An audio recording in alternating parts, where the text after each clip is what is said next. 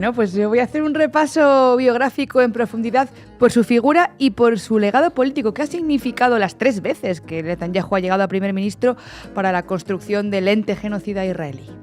Ha sido primer ministro de Israel en 3 ocasiones, del 96 al 99, del 2009 hasta el 2021 y renomado otra vez en 2022. Su currículum se adorna también con los títulos de diplomático, militar y, sobre todo, aunque no lo diga la Wikipedia, criminal de guerra. Netanyahu lleva 3 años monopolizando, con permiso de Donald Trump, el título de villano internacional, pero ello no ha impedido en absoluto que se haya consentido desplegarle una política de genocidio y de guerra, no ahora, desde hace décadas en Palestina, que además desde el 28 de febrero se ha extendido a Irán.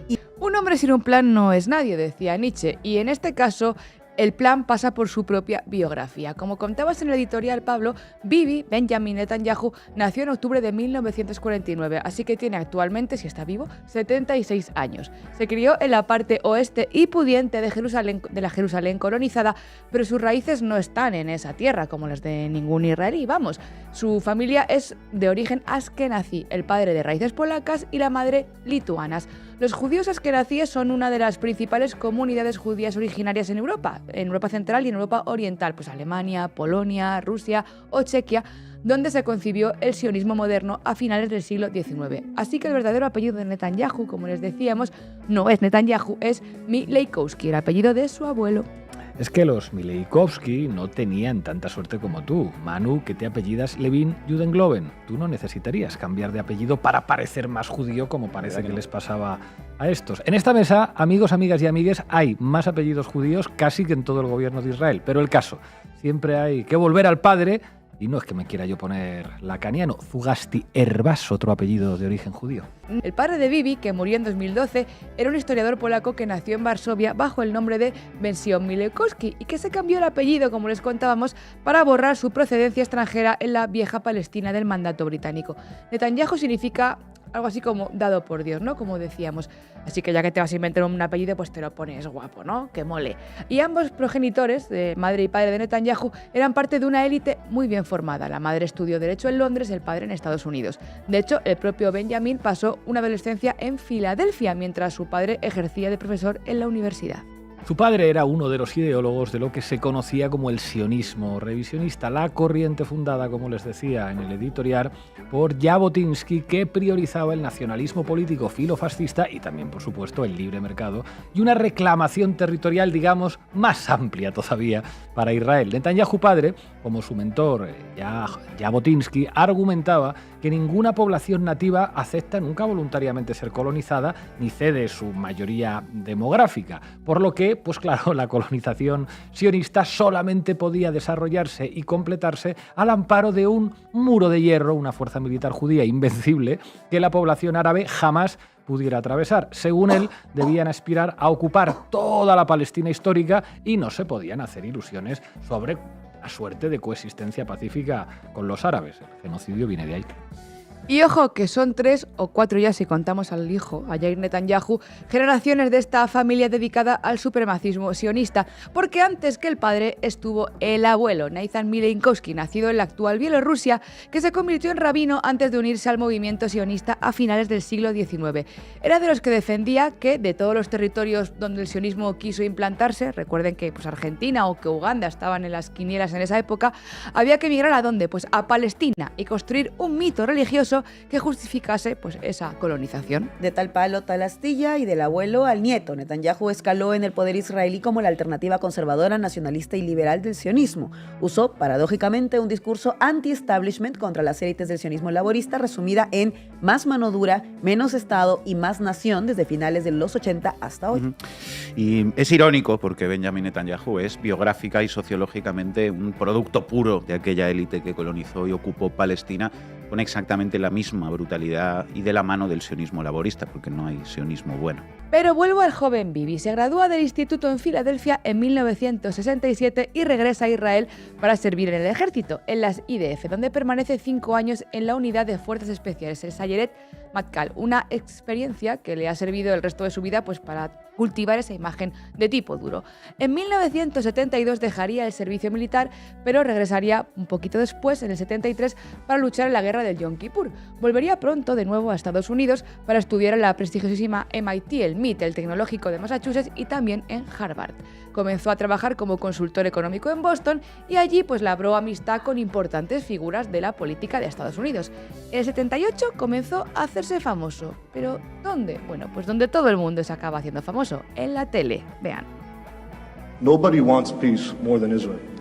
But the stumbling block to the road for peace is this demand for a PLO state, which will mean more war, which will mean more violence in the Middle East. And I sincerely believe, if this demand is abandoned, we can have real and genuine peace. Thank you. Thank you.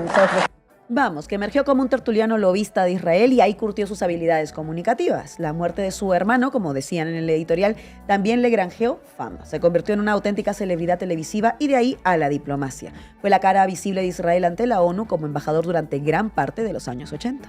Y ahí es cuando empezó a decir lo de que la bomba atómica iraní estaba al caer, y desde entonces hasta hoy. Netanyahu sabía hablarle a Occidente y a sus medios de comunicación.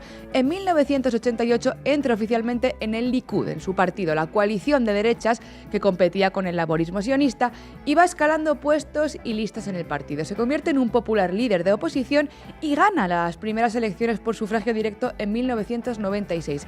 Y esto no es menor, porque se enfrentaba a Simón Peres, que era el laborista sionista que lideró los acuerdos de Oslo. Capitalizó el descontento interno en el país por el resultado de los acuerdos y también la muerte del expresidente y del ex primer ministro, Isaac Rabin, que fue asesinado por un joven ultranacionalista en Tel Aviv. Para Netanyahu, los acuerdos de Oslo fueron una especie de traición que cedía la tierra prometida y a costa de atacarlos continuamente en su discurso político, se radicalizó y ganó mucha fama. Él se presentaba como el garante de la seguridad frente al terrorismo y el que no iba a ceder esa tierra prometida ni a conceder esa paz a los árabes. Cae en 1999, pero vuelve pronto a escena como ministro de Finanzas de 2003 a 2005, desde donde ejecutó una agresiva agenda neoliberal de privatizaciones, recortes del estado del bienestar y desregulación de los mercados. En los 12 largos años de su segunda etapa, de 2009 a 2021, superó en longevidad en el cargo al propio Ben Gurión, Netanyahu ha blindado su hegemonía. A la interna, a través de la alianza del Likud con los partidos ultraortodoxos y el sionismo religioso de extrema derecha, y a la externa con su proyecto del Gran Israel en acción.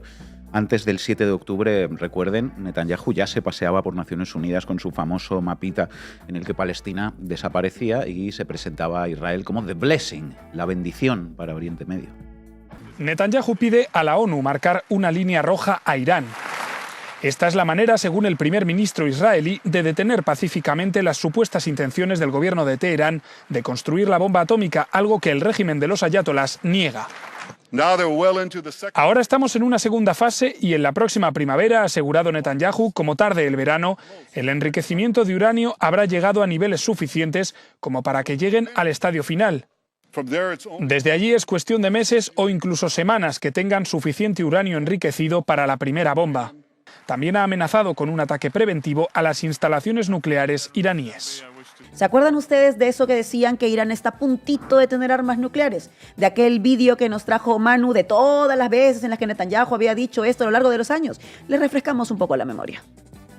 If not stopped, Iran could produce a nuclear weapon in a very short time. It could be a year, it could be within a few months. They have the wherewithal, the stored up, preserved knowledge to make a bomb very quickly if they wanted to do it. Iran is so dangerous. Weeks away from having the fissile material for an entire arsenal of nuclear bombs. They're very close. They're 6 months away from being about 90% of having the enriched uranium for an atom bomb. Iran is gearing up to produce 25 bombs, atomic bombs a year, 250 bombs in a decade. Ladies and gentlemen, time is running out. Iran will be capable of producing alone, without importing anything, nuclear bombs within 3 to 5 years. Están a punto, ahora sí que sí. Bueno, quien no es que esté a punto, sino que todo parece indicar que tiene armas nucleares desde hace ya bastante tiempo, es Israel. ¿Y qué quieren que les diga? Si hay un país en el mundo ahora mismo del que no me fiaría ni un pelo teniendo armas nucleares, es Israel, el mayor riesgo para la seguridad internacional junto a Donald Trump.